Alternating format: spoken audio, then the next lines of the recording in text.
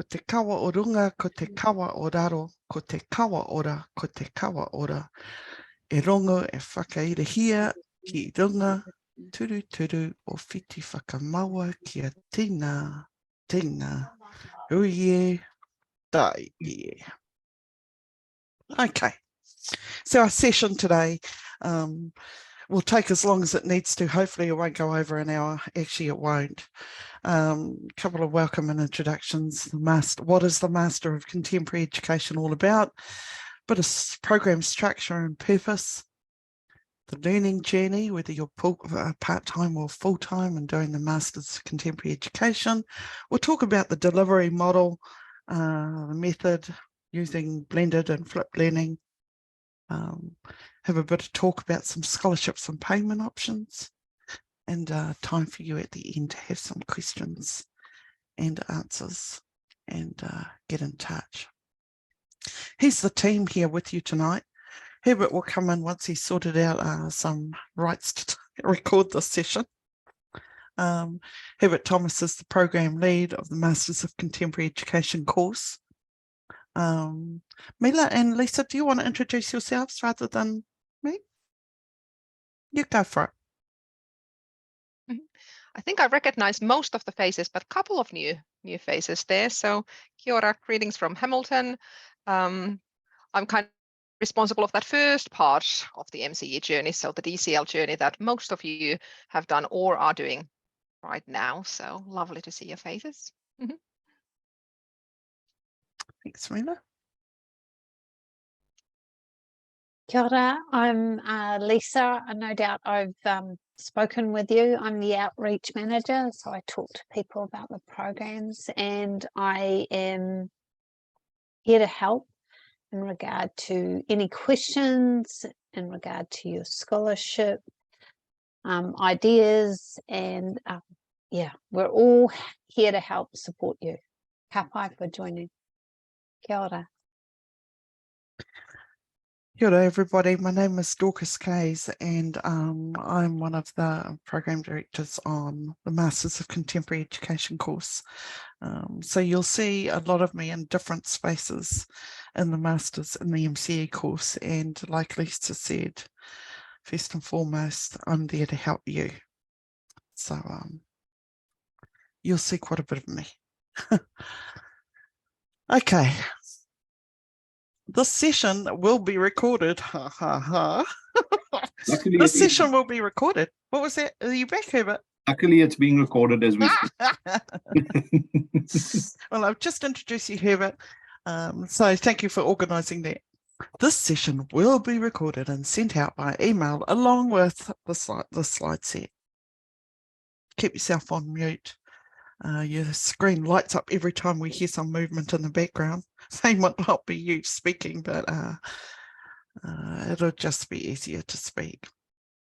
Use the chat function to ask some questions. There's dedicated time, as you've seen, for Q&A at the end.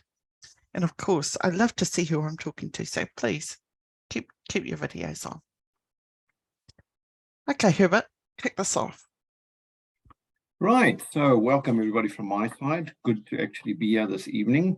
Right, so we'll speak a little bit about the aim and the graduate profile and so forth. And as far as the slide set goes, I'm going to try to get through this as quickly as I can because I'm sure you have questions and we'd like to get to those at the end.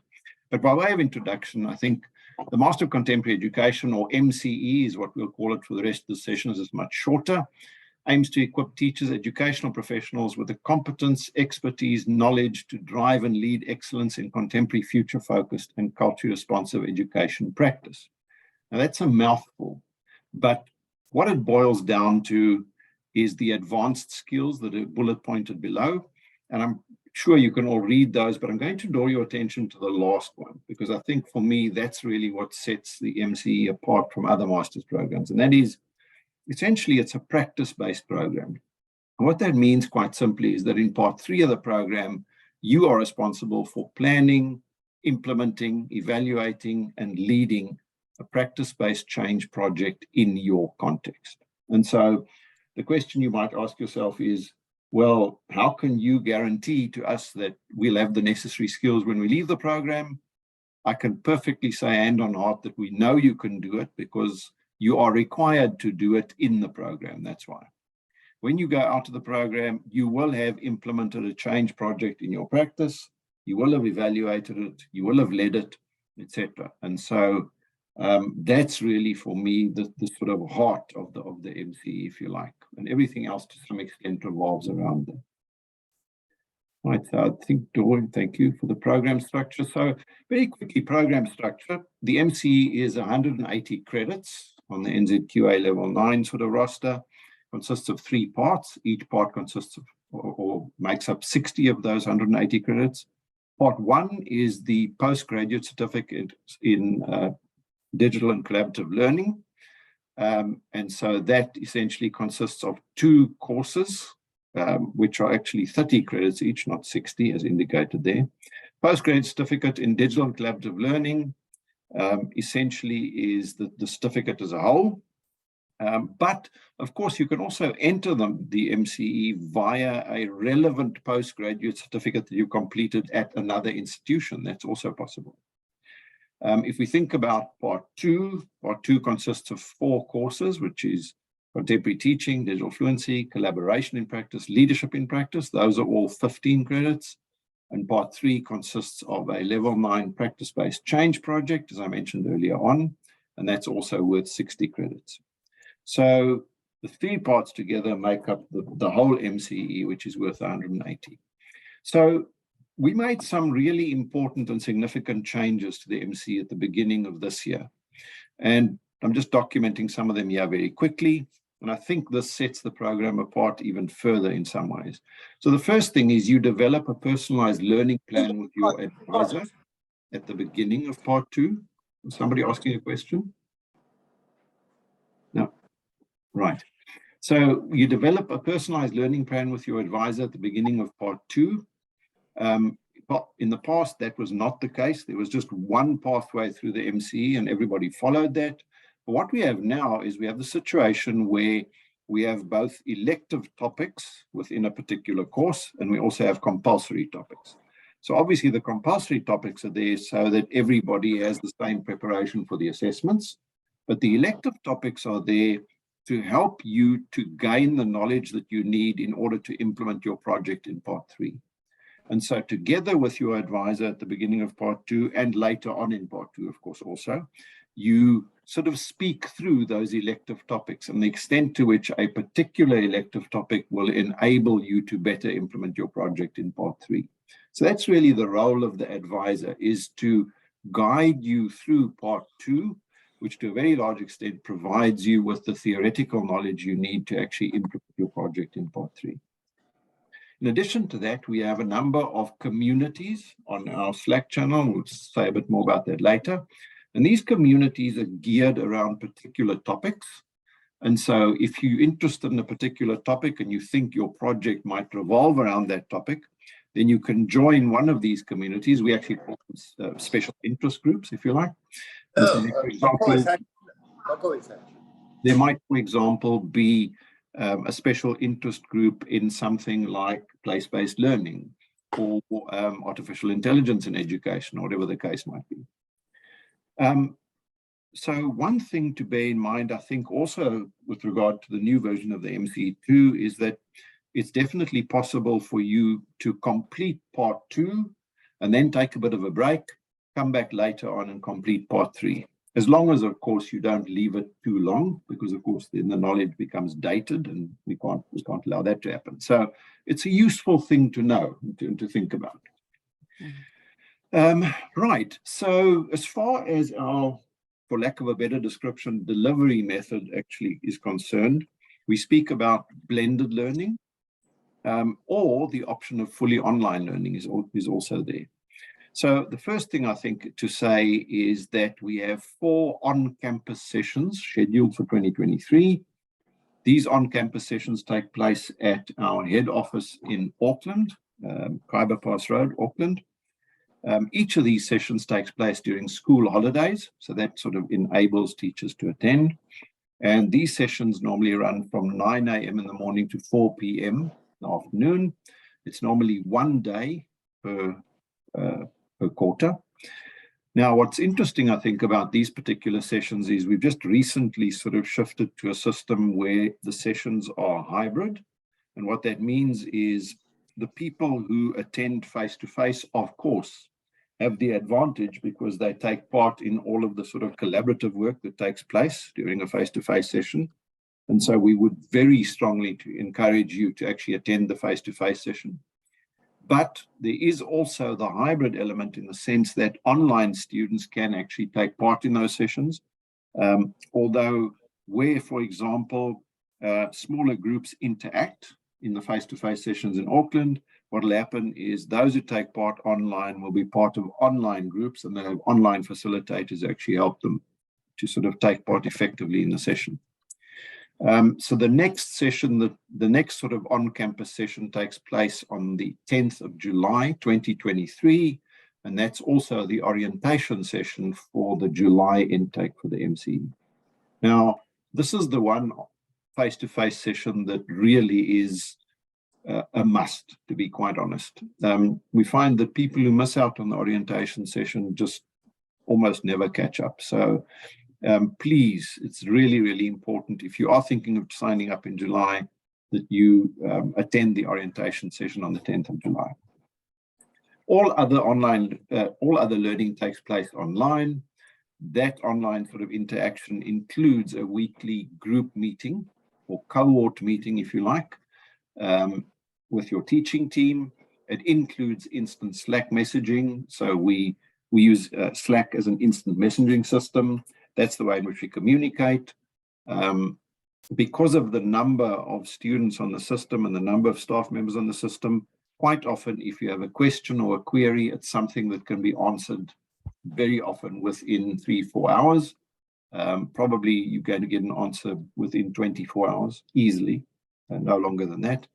And then I think also, of course, important that we mention this.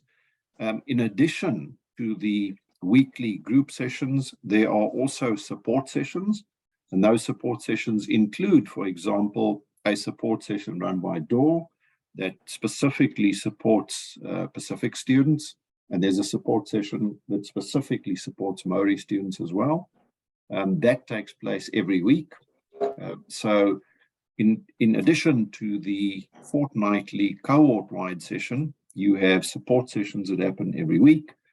And then there's also the possibility, if you have a fairly complex issue or you'd like to speak about something in a slightly sort of longer format, then you can actually arrange an individual meeting with one of the staff members, and we meet in a place like this, like Zoom, for example. So I think what we're saying is that there are many, many opportunities for support. Yeah. So give you a quick idea of what this might look like for July 2023. You have 2 enrollment options. You can either enroll as a part-time student or you can enroll as a full-time student.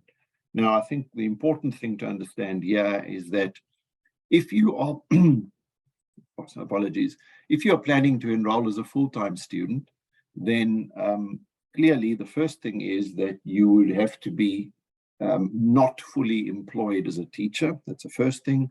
The second thing is we've also realized with experience that unless there's at least a cohort of 10 students, we can't actually run the full-time program because the quality of learning just isn't the same if we do that. So it's more likely that the intake in July is going to be pretty much a part-time intake, but I'll explain the difference between the two so that you can more or less see what they look like. So if you enroll part-time, it means that from July 2023 to January 2024, you'll be engaged in contemporary teaching, digital fluency, which are two of the courses in part 2. And then from July 2024 to January 2025, you'll be engaged in collaboration in practice and leadership in practice. So to put it in a nutshell, if you study part-time, it means that you take 2 years to complete parts 2 and parts 3. If you enroll full-time, it takes you a year to complete both part 2 and part 3. So exactly half the amount of time. So for example, if you enrolled in a full-time sort of manner in July 2023, that means by the time you get to July 2024, you will have completed part 2 already, and you then go on to part 3. Actually, that's not altogether true, to be honest. Those dates aren't altogether true. So I think what we're saying is ignore the dates in front of you. If you enroll in July 2023 and you are part-time, that means you finish part 2 over the course of the following year. If you're full-time, you complete part 2 and part 3 over the course of the following year. So they've got the dates slightly wrong on this slide. Apologies for that. But that's the sort of structure of what the program looks like. So can I just add there, Herbert? Yes, please. You can see that the full-time course is pretty busy, which is one of the main reasons why there is no way you're going to be able to work full-time and do this course full-time simultaneously. Absolutely. Absolutely. Okay. Right. I don't think we have any international students on the call today. Can somebody just indicate if you are international? Anybody? No? No. Okay, right. So then I don't have to speak to that, so that's fine. Okay, so a little bit more then about the program itself. So I guess quick sort of... Is there one raised hand? One international student? One? Perhaps could be. Yeah. Yes. Oh, Yes. We do have an sorry. international... Wonderful. Sorry. Okay. Sorry about that. Apologies. No problem. Right. So for the international students, the way in which it works is, as we said earlier on, the MCE is divided into 3 parts. So presumably you've not yet completed a postgraduate certificate. So that means you begin with part 1, which is the postgraduate certificate in digital collaborative learning. That's 34 weeks long, begins on the 14th of August this year, ends 28th of April 24. Part 2 consists of the 4 modules or 4 courses I've spoken about: contemporary teaching, digital fluency, leadership, and collaboration. You complete those during a 6-month period if you're full-time, from July 24 to January to January 25. And then part 3, if you're full-time again, you complete in 6 months from January 25 to July 25. So the difference for international students is obviously many of our domestic students have already completed the postgraduate certificate, and so they begin at part 2. But if you're an international student, you begin at part 1. And so if you enrolled full-time, the whole program would take you 1 year and 34 weeks. If you are enrolled as a part-time student, it takes you 2 years and 34 weeks, essentially. Right, we'll get to questions in a few minutes' time, so please do jot down your questions as we go along. So just some key aspects of the program. The first is, I think, that all of the learning material that you need actually exists on our learning management system. The learning material is chunked into various topics. We refer to them as sprints. So each sprint deals with a particular topic. It's your responsibility to actually consult the learning management system to work your way through the material and the readings and so forth. But in addition to the readings that are provided on the learning management system, it's also your responsibility to read more widely, right? So essentially, you shouldn't only be reading what you find on the sprints or on the learning management system. You should also be reading areas that you find interesting and areas that will eventually lead to your project in part 3. I've spoken about the online sessions that take place for each cohort every fortnight. So what the online sessions are geared towards essentially achieving is providing some forum in which you can actually apply some of the knowledge that you learn in the sprints, or an instance where we can look at what you learned in the sprints and we can see what that would look like potentially in your own context, in your own practice. So the online sessions really sort of form that bridge, if you like, between what you do on the online sprints and what you do in your practice. A very, very, very important aspect of the MCE is peer collaboration. So very shortly after you begin with us, we'll ask you to join a peer collaboration group, and that group will work with you throughout part 2 as a support structure. Obviously, you'll get to know each other, you'll build sort of trusting relationships, etc. We have a very specific way in which we do that, which we call the Talanoa process, or the way of doing things. We'll say a bit more about that a bit later. But then what's interesting is that same peer group that you work with in part 2 eventually becomes your project support team in part 3. And so you don't implement the project on your own in part 3. You have a support team around you. You have an advisor who supports you, advises you, provides insights, and suggests ways in which you can actually improve your project and so forth. The value of that project support team I cannot overemphasize, because in many, many, many cases, when students have done their final presentations at the symposium, that happens at the end of part 3, they specifically will say that they couldn't have done this without their project team. So the quality of your project ultimately is influenced by the quality of the team that you build around yourself and that they build around you, etc. So peer collaboration is absolutely critical.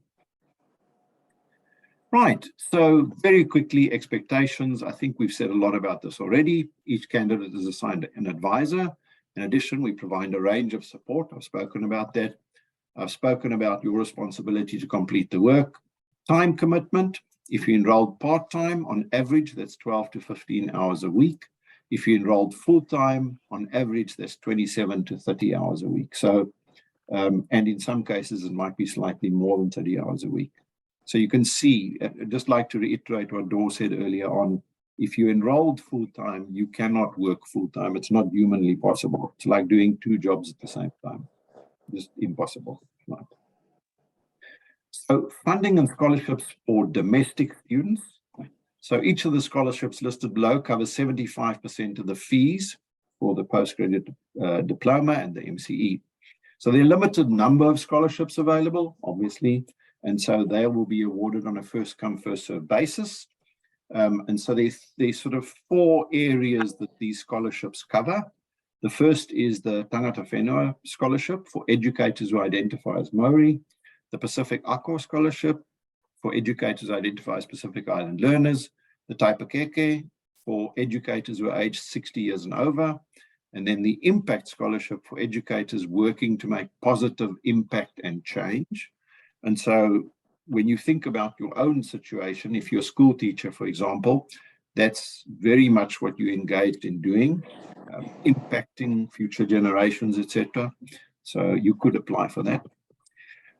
In addition to the above, there's an early bird discount of 10% off the course fees, and that's for educators who apply 4 weeks before the start date of an intake. Now, obviously, you just need to be aware of the fact that if you do receive a scholarship and that covers 75% of your fees, then clearly you don't qualify for the 10% as well. It's one or the other. So it's just important to be aware of that. Right, so cost of the program for domestic students, MCE Part 1, if you're paying full fees, it's $3,220. If you, in fact, qualify for the 75% off scholarship, you're going to be paying $830, etc.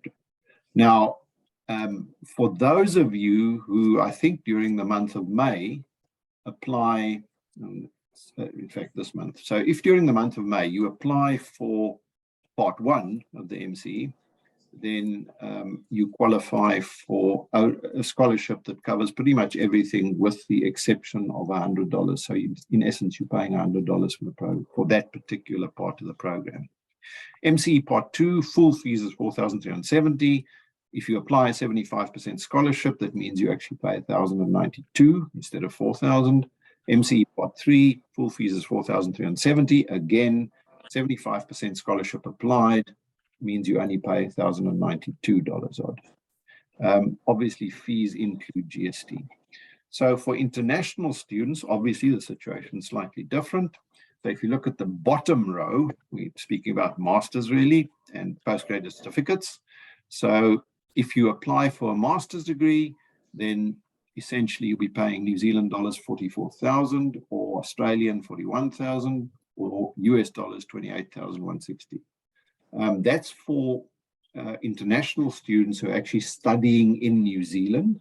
And what that means is you actually come into sessions at our head office and you meet with fellow students, etc., etc. So, of course, it's a lot more resource intensive.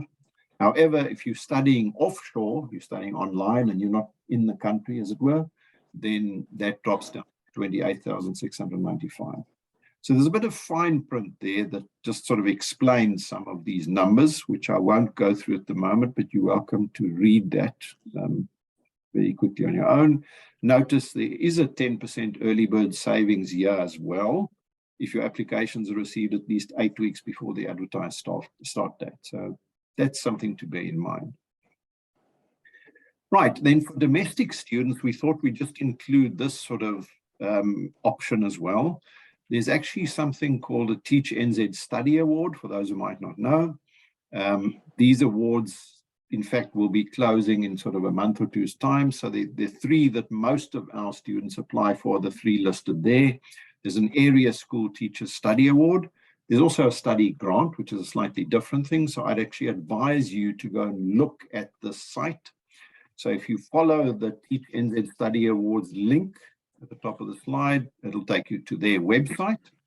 So you can go and have a look at the various scholarships that are available. There's an area schools one, primary schools one, and a secondary schools one. And those are the closing dates of those scholarships. Now, the next thing is really important to take note of if you're interested in the scholarships, and that is we will actually be running a Teach NZ Study Award application workshop. That'll take place on Tuesday, the 23rd of May, 2023 at 7 p.m. And that's the Zoom link. These slides will be made available to you after this session, so you'll be able to follow the link from the slides.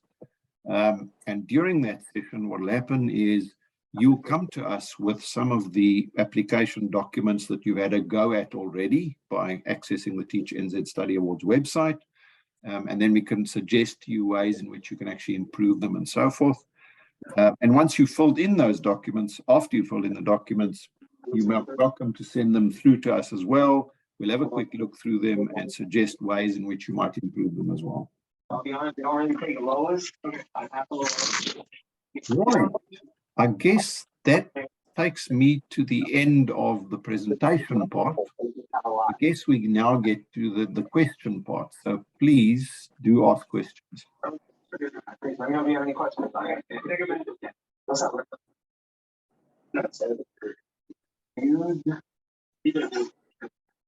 What you want? So we have a question there. The start for the 2024 date. Off the top of my head, it's going to be in the region of the 16th of January, somewhere around there, 16th, 17th of January.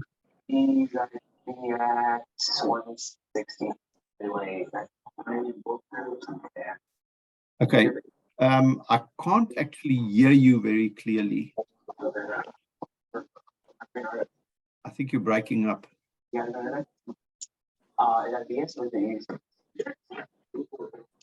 We're very picky with which designers we take in, bro. I'll be honest. I think it's someone who's left. Oh, someone who's left. Okay. Who's got the TV on in the background. Okay. So what say we mute everyone and unmute when you want to ask a question. Exactly. Okay, so let's put it this way. Is there anybody else on the call who has questions? Please don't be shy. Please do ask questions, because that's the more important part of today's session, not the droning on that I was responsible for a bit early on. Yes, Rose. Sorry, yes, carry on. You carry on, then I'll go after. Good, okay. Pauline. Okay, thank you. So just going back to the 2024 dates, let's say if you're doing part 2, what are the dates for 2024? If you're doing part 2, it means that let's assume that you enroll part-time, right? Then dates for 24 will be more or less 16th of January 2023, where we now 2024, and that'll run until about January 2025. Then you go into part 3, and that'll run from 25 to January 26. So part 2 is 2 years long if it's part-time, It's 1 year long if it's full-time. Okay, and it's the same start date.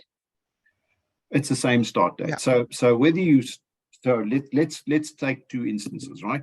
Let's say you enroll as a part-time student in January. That means you complete part 2 during next year. You complete part 3 the following year. If you enroll as a full-time student, that means you complete parts 2 and 3 next year in the space of 12 months. Yeah. Cool, thank you. Welcome. Rose, you had a question. Yes, I do. In order to apply for Teach NZ award, how many credits do you have to be studying for the full year? So again, there are different ways in which we can do this, but generally speaking, if you are studying in a full-time capacity, that would normally amount to 120 credits per year, which is essentially what you would be doing if you studied with us, because you'd be doing part 2 and part 3 during a year, which is 120 credits. Yeah. Well, that's what I intend to do. Is I'm thinking of taking a year off at this point in time and apply for that, but I just have no idea where to actually start. Okay, so what I would suggest you do is go to the Teach NZ Study Awards site, first of all. Have a look at that very, very carefully, because you'll be able to work out which study award you qualify for. Have a look at the prerequisites that they have there, because there are some prerequisites on the site. And then I think if you're happy that you fulfill those prerequisites, then what I suggest you do is download the application form, because next to each award, there's actually a link to an application form. Download that, start filling it in. I think Lisa's put up a list there already, or a link there already. Start filling in the form, and then what I suggest you do is come to that workshop that we're running on the 23rd of May. We can talk through some of the issues with you. If you can't be at the workshop, it doesn't matter. That doesn't matter. You can still fill in the form. You can send it to us and we can provide you some feedback. That's not a problem. Awesome. I'll take the lead from there. Thank you so much. You're welcome. No problem at all. I have a question. I think I read on the Teach NZ's site that it is like 20 weeks or 40 weeks for a full year. Would you just say a full year, or? Yeah, so what you would do is you would say that you're enrolling for a master's degree. You're obviously planning not to work. You're going to do it full time. Normally, as far as my memory serves me, the study award is for a period of 32 weeks, no longer than 32 weeks. So it's not a full year exactly. It's about 3/4 of a year in the end. Yeah, and that's pretty much how they award it. So what people do quite often is they'll sort of take the first 3 terms of the year and for the study award, and then they'll sort of go back to school during the last term. Thank you. You're welcome. What is the English language requirement for an international student trying to apply for the course? So the English language requirement would be IELTS level 6, I think it is, if I remember correctly, 5 or 6, 5. IELTS level 5, I think it is, or equivalent. Yeah. Okay, just require a 5, because usually for a master's level course, the requirement is overall 6.5, individual band not less than 6. So I was thinking it's the same requirement or It'll lower? be the same. It'll be the same, yeah. It'll be the Thank same. you. Yeah, that's right. Can I just ask a quick question? I'm currently doing the part 1, the postgraduate this year, so I wouldn't be starting until next year. Yes. Our first assignment here at the moment is collaborative, so the assignment itself is collaborative. Am I right in thinking that the master's parts 2 and 3, that won't be collaborative, apart from your collaborative groups that you have for support and feedback and all of that sort of thing? Would that be correct? Yeah. Is that correct? That probably is a fairly big difference. I think in parts 2 and 3, what happens is the assignments are all individual. So you submit an individual assignment, but you do pretty much everything else collaboratively. So the only thing you do on your own is pretty much submit the assessment. Yeah, no, that sounds good. Thank you for that. You're welcome.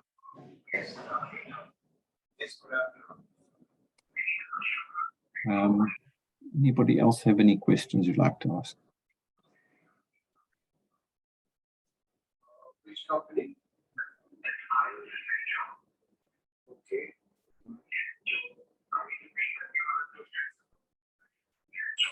Sorry, just back to my question again, sorry. That's okay. You said that you'd likely return for term 4.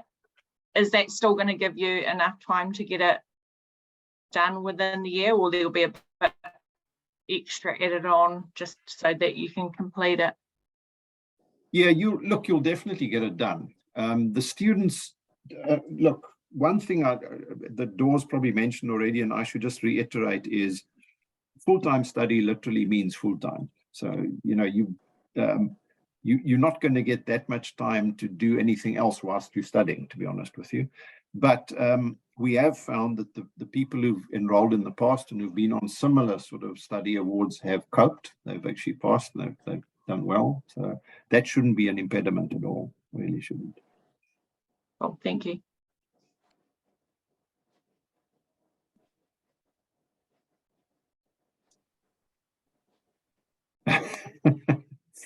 Good question. How do you offer so many more scholarships than other online universities? I honestly can't answer that question because I don't necessarily know about the other online universities, but I think what we do try to do is we try to encourage people to become engaged in the study and so forth. And I think some of our programs are still fairly new in the market. And so obviously we're encouraging students to be engaged. We're quite lucky in the MC because it's probably the longest running program, well, second longest running program in Academy EX at the moment. We've been going since pretty much 2018. So yeah, I think we're now on cohort 13 already, coming up in July. So yeah, this is the 13th cohort that we're enrolling. So I think, yeah, it's a combination of things. It's the fact that I think Academy EX does things slightly differently. You probably would have seen that from our website, I'm quite sure. It doesn't look like a normal university website. And the organization probably doesn't operate like a normal university. I think it's far more flexible, it's far more lean, can react more easily to sort of circumstances, etc. So yeah, we do things slightly differently. Indeed, we started as a social enterprise, so we are doing this for the good for the world. That's also one of the big things. Yeah, absolutely right. Yeah.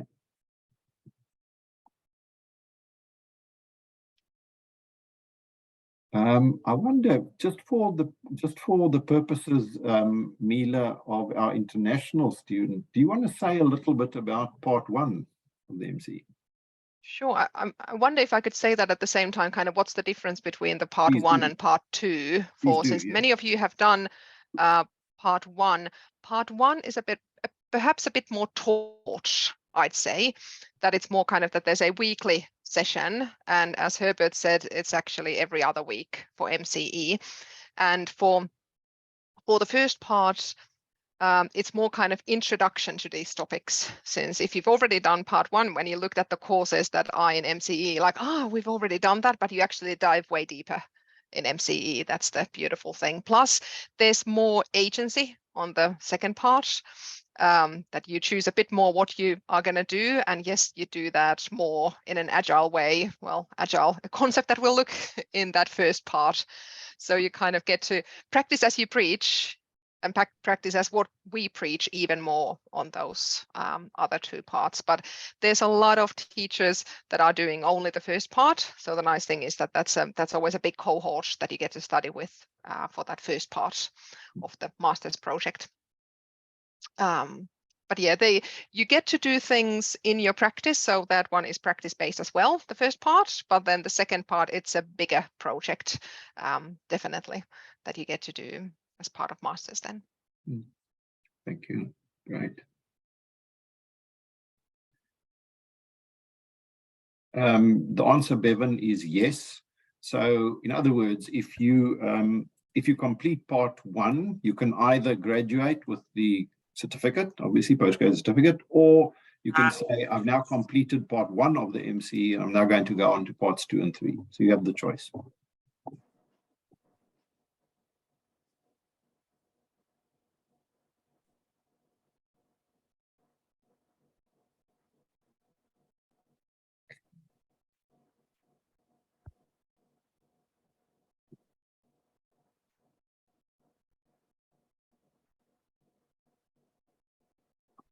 Any other questions from anybody? I'm sure there must be some.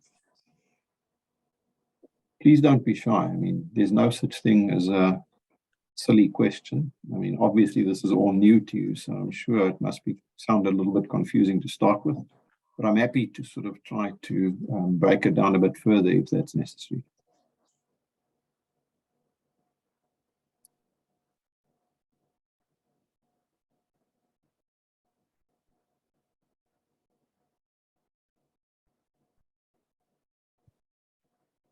I have a question. Yes, please. And in regards to scholarship, like I haven't looked at Teach and Said awards or other scholarships at all, but my question is, can I apply for scholarship, the 75% scholarship through the program, and also apply for Teach and Said scholarship and then cover the remaining 25 with the scholarship? Right. So, well, the first thing is you can apply for any of those, right? You can apply for whichever ones you want to apply for. But if you do get the Teach NZ scholarship, the big one, the Teach NZ study grant, sorry, if you do get that, then you won't qualify for the scholarship that the Academy EX offers. Because, you know, in a sense, what the Teach NZ scholarship will do is it will cover so many of your costs, essentially. You should be okay then. Okay. I'm just thinking, I mean, I know I haven't looked at the Teach and Said website to see the value of the awards, but I'm just thinking if it's like around I don't know, 1,000, and that's your entitlement from them, can you use it? Can I use it plus that one? But are you saying that you can, it's either or? It sounds, it's either or. Okay. Yeah. Okay. Yeah. Now I get it. Thank you. You're welcome.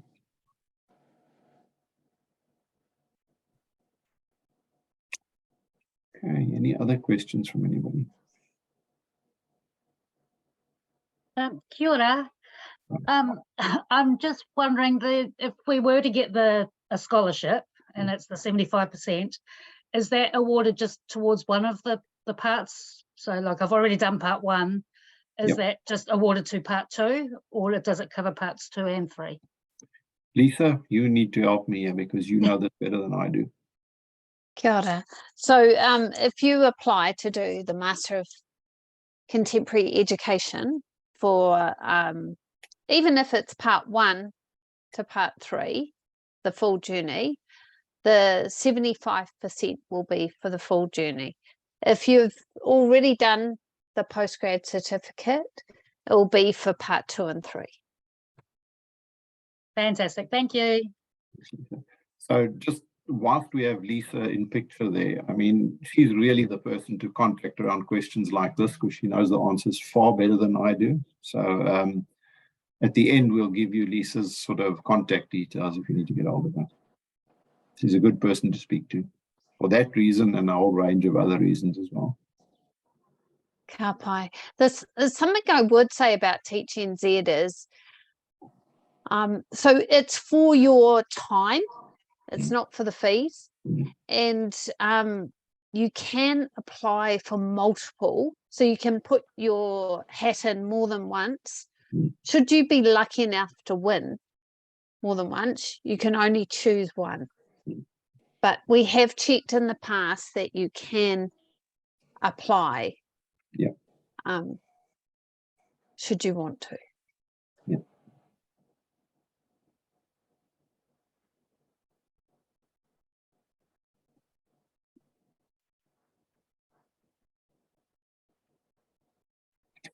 Okay, so Bevan, so in terms of payment for parts 2 and 3, correct me if I'm wrong, Lisa, but my understanding is that you pay at the beginning of part 2 for part 2, and you pay at the beginning of part 3 for part 3. That's my understanding. I'm just bringing out the slide with the money. Yes, you pay per part. Per part, yeah. So if you were to do the postgrad, you'd pay that 25%, should you apply for our scholarship 2 weeks prior. And then if you were to carry on, you would pay for part 2 again 2 weeks prior, to this beginning of part 2, and then the third installment 2 weeks prior to the beginning of part 3. So Rose, to answer your question on the chat, what does Teach NZ scholarship entail? Essentially what it does is it gives you paid leave from your school, and what happens is the scholarship actually covers the cost of backfill for your position during the time that you're not there. That's what it is.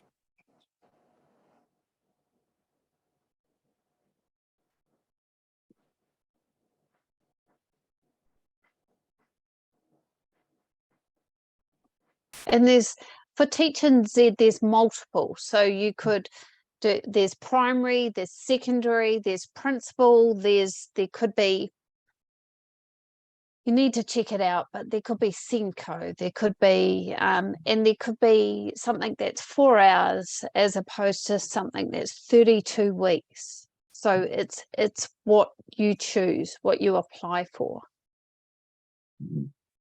And there'll be a session coming up, because Teach NZ's a 6 to 7 page document. There's a session coming up where Herbert and Craig and the team will talk you through that to help you with that process.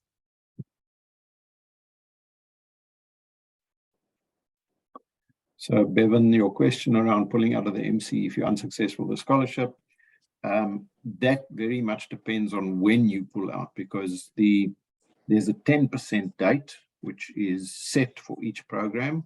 So if you actually pull out of the program before the 10% date, then you get most of your money refunded. But if you pull out after the 10% date, then obviously you lose quite a bit of that money. So that's something to bear in mind. But yes, it's straightforward to pull out. That's not too difficult, as long as you do it before that 10% date, which in the case of a part-time student is, a fair number of weeks at the beginning. The 10% date is also widely published before and during your orientation session. So you'll know exactly when that date is. And of course, you just need to make sure that you make the decision by the time you get to that date. That's all.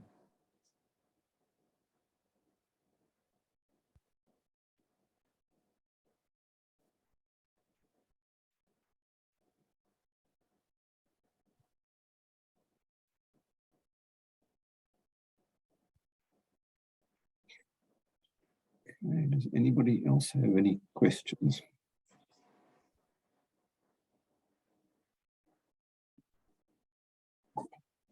Nothing more. Okay, was there anybody else from Academy EX on the line who would like to say something?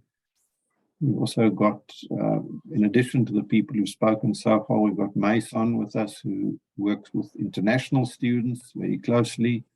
So you're welcome to ask her a question about international study. She's very knowledgeable about that, far more than I am. So, yeah.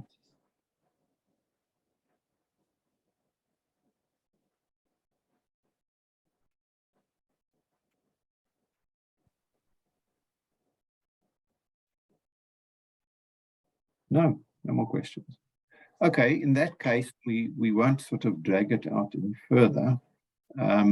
So I think what we will do is maybe, Dor, if you can just get the slides set up again, and let's just share Lisa's contact details, if you don't mind.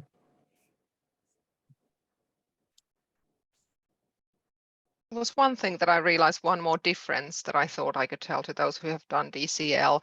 Herbert mentioned mentors that you will get assigned a mentor. So that's even more than the OHU facilitator.